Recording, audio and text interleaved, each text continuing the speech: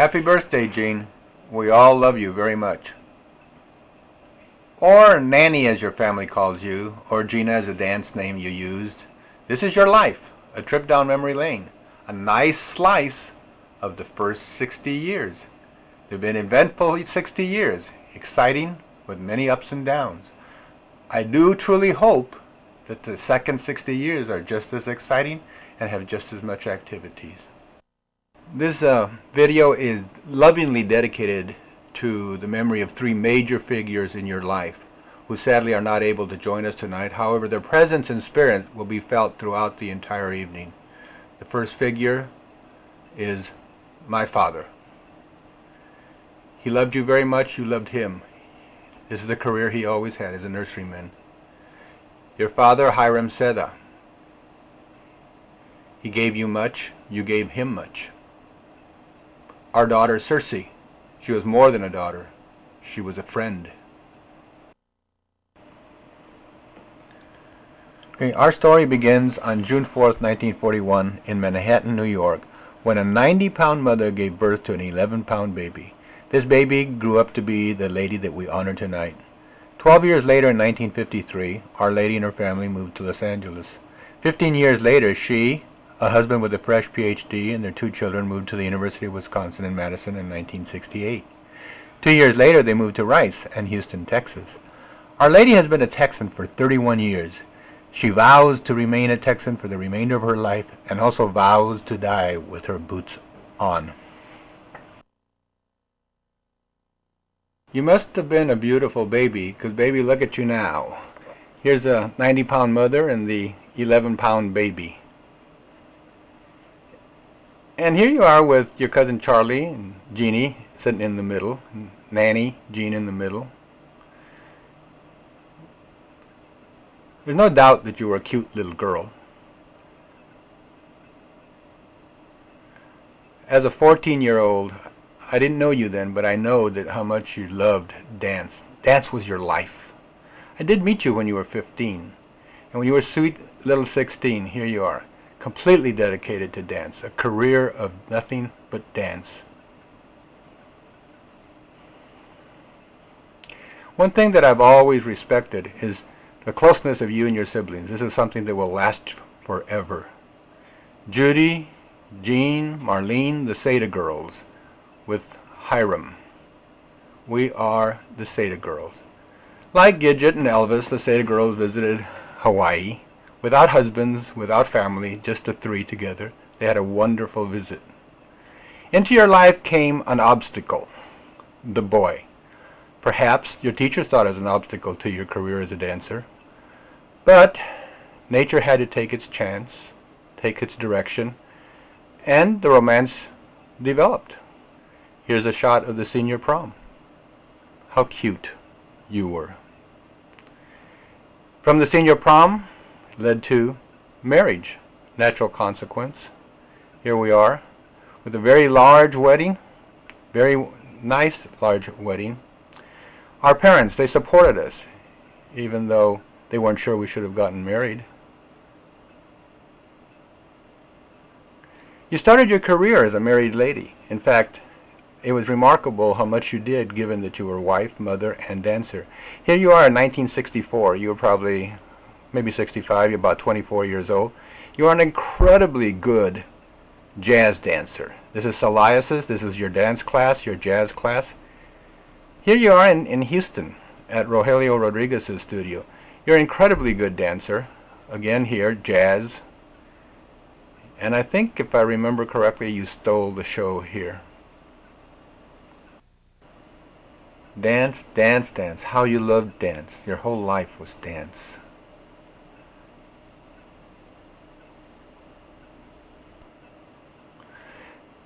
You danced with the Pacific Ballet, the Nutcracker, at the Santa Monica Civic. And you ended up on the front page of the Evening Outlook, the Santa Monica paper. Ballet, jazz. Dancing with John Santoro here in Houston, Texas, one of your shows. Mary Poppins, this was in California. This was very beautiful. The show we had, you danced at Beth Israel. Not by might, not by power. Wonderful. You opened up a dance school, very successful dance studio. The best little nutcracker in Texas. Good recitals. You were famous for your recitals. Pinocchio. You used everybody you knew, your children, your husband, everybody was in your shows. Okay. As you started to teach, you also, at a private school, in fact, I remember this, the boys had nothing to do, so you started coaching basketball. And here you were, with it ending up in the Sunday paper. Our children. Circe.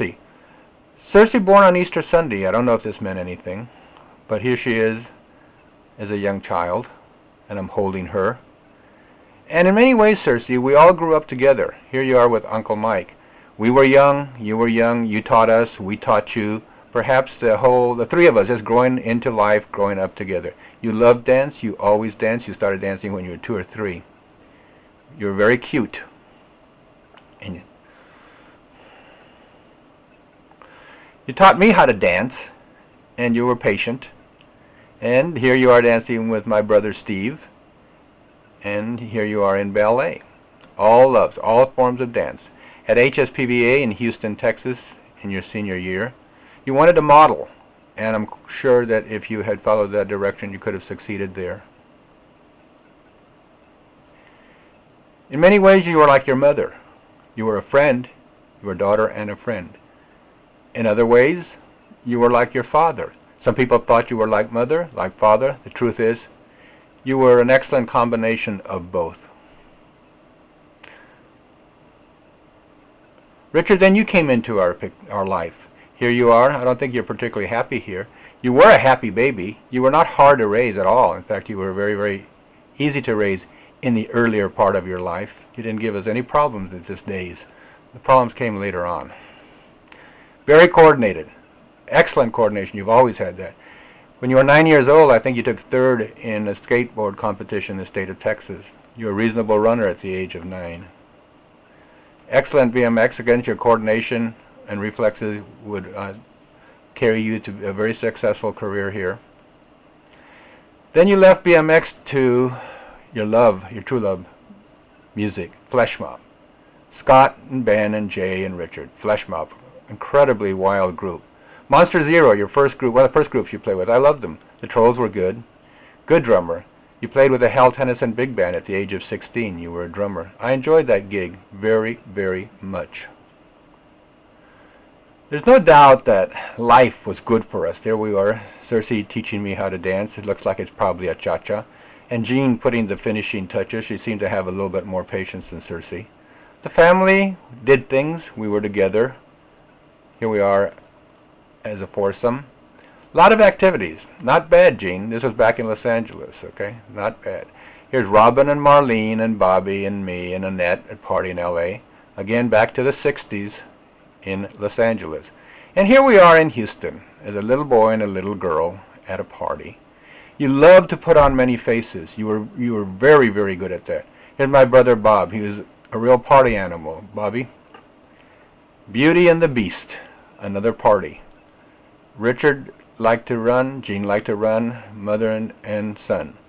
This is in Wisconsin with Phil and Jenny. Our phone booth in Houston, Texas. Another party, another costume. I don't know where this is, but it looks like it was in Italy, and it should be if it wasn't. And then the tragedy struck. 3 strikes, you're out. Hard tragedies. 77, multiple sclerosis, you can't dance anymore. 79, myasthenia gravis, you're forced to sell the studio. 1982, the hardest one. Circe was killed in an automobile accident. She was a student at Rice University at the time. This picture of Circe is entitled Circe at the Bar, and it won first place in the Houston photography contest, taken by our neighbor Dave Pollard at the time. You in 1982. I'm out. 3 strikes. It's over. In 1985, I have more to give. I'm going to come back. Life is not over.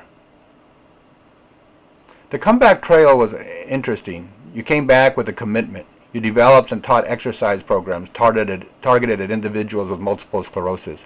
Key components of your program, disabled taught by disabled. You gave and you received. It was a complete support group. You were facilitated by other people. Maria Quinones helped, came in. And Jean Tapia's School of Dance came back as Quinones Tapia's School of Dance. It was a good time period for you. You made an exercise video. The music was done by Richard Tapia Jr. and Josie Dita.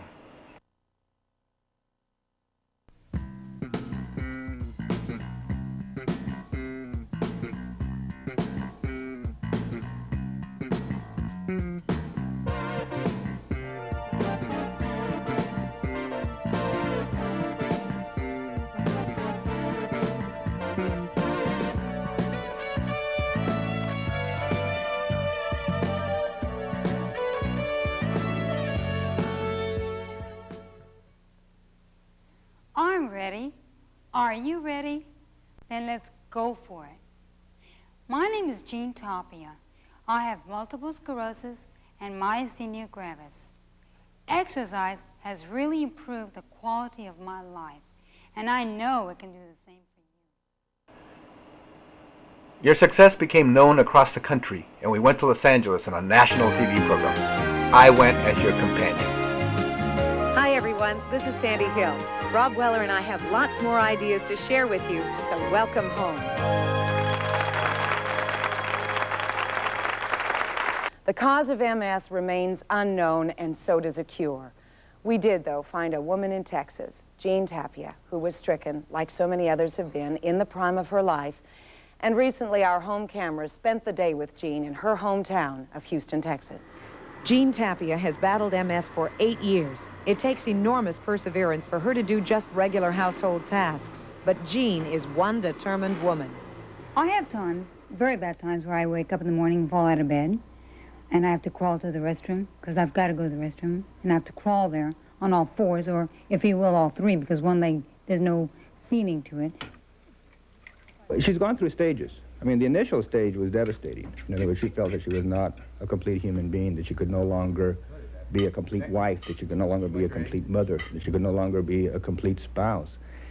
And I think that acceptance and then learning to cope with the limitations that she has in her body actually led her to the point where she found out that she could be all these things. I want a normal existence here. So therefore that means that I've got to treat the family the way a normal person would treat their family. Don't ask them to change. I feel clumsy, and it's aggravating if I break up a set of dishes because I've dropped them. I feel very inadequate at what I'm doing, and it's just frustrating. But, you know, I still do my dishes. There are times when Jean's MS is under control, but when it flares up, her family is there to support her. And then she falls down, go boom, and hit herself and scrapes herself. I think I know what she does when she falls down. She gets up, and I help her with, she grabs my hand, and I grab her hand. Jean was a professional dancer with the Pacific Ballet Theater and always thrived on physical activity. She was devastated to learn she had MS, and for a time became deeply depressed. And the worst thing that can happen with Jean is, because she has so much energy, is to just stay home and dwell on her problem. So as soon as she gets into some involvement that she really, really picks up, our life is better, her life is better, we're happier, she's happier, and everything, you know, really goes well. I have to help. I have to help. I cannot keep what I have bottled up inside without sending it out. One way Jean helped was to introduce other MS sufferers to exercises that had helped her. The first workshop was a success, and she began giving classes twice a week. On the day our home cameras were there, we talked to Adeline Scow. She was attending Jean's class for the first time. I'm going to get in touch with my body again and learn to use what I have. Do the best I can with what I have. 1, 2, 3, 4. Can you feel it? 5. I don't hear anything. 6, 7. Class, can you feel it? 1. Yes. She just excels. I mean, she's wonderful. She cares about you as a person. We support each other. We help each other. We talk to each other. We laugh together. We cry together. It is a type of a family that we've been put together because of this, and we do work for each other. 8. She comes across as a marvelous motivator. She's an example of a person with MS that is able, through training experience and exercise, able to do many things that most of us would like to be able to do. But don't look at this! You're doing class. You're not supposed to be doing all that. All right, class, here we go. Emotionally, I feel terrific. I feel needed. I feel wanted. It makes me feel useful. I like this feeling. And when I see their faces, they're waiting for me to give them some sort of hope. I like it. You're going to lift up that. Look at this! Without hands. What a show off! It's better than I expected, and I feel motivated to keep on going and do at home and keep on doing. Like I said, I didn't always feel my body was my friend, but I do now.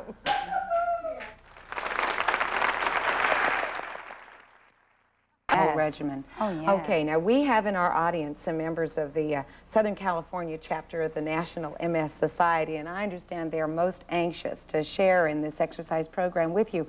What are you going to show them? Oh, what Texans MSers can do, right? No. Okay, that's a good start. I'm ready if they're ready. Okay, go on over. Rob is there with them, so go on over. Sandy, thank you very much. We're set. I might say, too, these are just great upper body exercises for anyone. Are you guys ready? Yeah. All right. Gene, over to you. All right, gang, let's do it. I'm going to exercise with you, too. All right, the first thing, let's just take a deep breath and lift up those arms. Inhale, exhale, lower those heads and the shoulders down. Do it again. Feels good. Deep breath through the nose. Everybody do it. Exhale. Now you are on a roll. You continue to receive recognition and awards. Coming up next, Good Morning Houston's Jan Glenn and Don Nelson host the 13th annual prestigious Jefferson Awards. The cause of MS remains unknown, and so does the cure. But our next winner doesn't let that get her down. In fact, she is an exercise instructor for those suffering from the same disease. 1, 2, 3, 4. Relax. How do you feel? Oh, pretty good. That's Jean, Everyone the else, quintessential lift up both arms and take a cheerleader, deep breath. alternately encouraging and then prodding, Come on, Barbara. Lift it, lift it. almost harassing her students, egging them on to give all they can. Never mind the fact that, like Jean, they have So multiple come on, put this under sclerosis, and it's control tough here. to get those muscles working. And I can see days when she's having problems with balance, or things that happen to me. And she goes on and exercises anyway. It's a great inspiration. Former dancer, Jean used to head a local dance studio. She admits to being more than a little Take a deep depressed breath. when the Wow. combination of myasthenia gravis and multiple sclerosis And made breathe working out as you turn full-time your face. impossible. It was her husband who suggested starting a class for the handicapped. She's been teaching and preaching the value of exercise ever since. One of the hallmarks of this class is that Jean doesn't cut anyone any slack, including herself. Yes. Oh, I meet a lot of resistance. It's like, come on, give us a break. I got up this morning, crawled to the bathroom just the way Dave did, because one leg didn't work. So Mary Ellen doesn't work. So that's why I'm good for them and they're good for me. Left arm, Eleanor, left arm. What's the trade-off? I make them feel good, they make me feel good. She motivated us and gave us courage and support. When I first got in the wheelchair, I could not hardly do anything but just sit in it, and now I can exercise, and I just feel so strong now. Well, it just made all the difference in the world. You have to have enough strength to hold yourself up, which I didn't have when we first came in here. Jean is determined not to let her students quit. So how about it, class? Let's give ourselves a clap. Clap. We are ahead of the game. It's called one step ahead, right? Right. That they are. I'm Mary Ellen Conway, reporting. Well, that's terrific. Now, before you think that Jean is married to a much younger man, the person that nominated her is Richard Tapia, but it's a different Richard Tapia. Richard Tapia Jr., your dad couldn't be here, could he? Right. Well, he's in a meeting right now, but the reason he the reason he nominated her, she was a dance teacher previous to having the disease, and when she was diagnosed as having multiple sclerosis, she didn't let that destroy her or stop her from helping people. She just use her previous talents to keep right on helping people. You must be awful proud of your mom. Definitely. Gene, you must derive so much out of this. Does it help you with your problem? Yes, it does. It helps me a lot. What made you want to really get started with this and continue with it? Well, I wanted to give up in the beginning, but there's no choice. You give up or you keep going. I kept going. Well, that's terrific, and I know you made a lot of people happy, and you're a big inspiration to others. And for that, I take great pride in presenting you with the Jefferson Award. Thank you. And you continue to receive more awards. The Texas Service to Mankind Award. Okay. Good job, Gene. So this whole process allowed you to reestablish your love and enthusiasm for life. But there were activities that facilitated the comeback. Becky came into our life and certainly made a significant difference. Becky, you were a very unusual child. You started walking and talking at the same time, and you seem to have never stopped talking. You started singing at an early age. Here you are helping me with the van. You've always loved animals. Richard, a second father, here he is, teaching you how to play your music and sing your songs. At your first communion. Here you are at your quinceañera, dancing with your father. And loving your mother. And singing with mariachis. You started singing when you were 2 years old, and you loved it. Interesting that Richard had turned to Circe. And now, is there irony, is there nature's balance, that Becky turns to Richard. Richard plays a strong role with Becky that Circe played with him. Very, very good. Richard, your music activity was great. We as a family went to all these underground places and tried to pass. There's Mike Miller and Jerry and Christina. Certainly, Becky, your singing was an important part. We got to go many places and we learned a lot about music, Mexican music, and bands. The car club activity was a great support activity. Here we are in Minnesota with the Vintage Chevy Club, San Jacinto region. Our own car activity. Gene, you honestly love the cars as much as I did. The Z, which we built and showed, our 57. Here we are in a picture in front of the 57 that appeared in Sallyport magazine. Becky was always there, especially if the camera was there. She would work very hard. Richard always works very hard, even with or without a camera. Gene, hard worker, no doubt about it, from the very, very word. Here we are, it's Miller time. Everybody's celebrating cleaning the car. I get to take the rewards. They clean the car, I get the awards. I think we won best paint. Jean just continues to help, driving around, delivering jackets. She thinks she can pull our trailer with her little scooter if she has the right gear ratio. Actually, an important part of the activity was also mixing with the Rice students and going on trips, and they were your extended family. I mean, here we are in Puerto Rico. To this day, Christina sends you Mother's Day cards. I think it's something that's very, very beautiful. Today, I will live life to its fullest and not dwell on yesterday or tomorrow. Jean Tapia.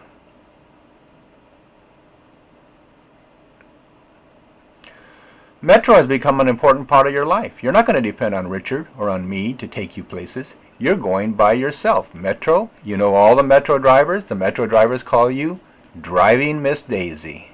There you go. Off to... But I remember you were going to Albertson to go shopping, and you came home with a wonderful dinner. Bye, Jean.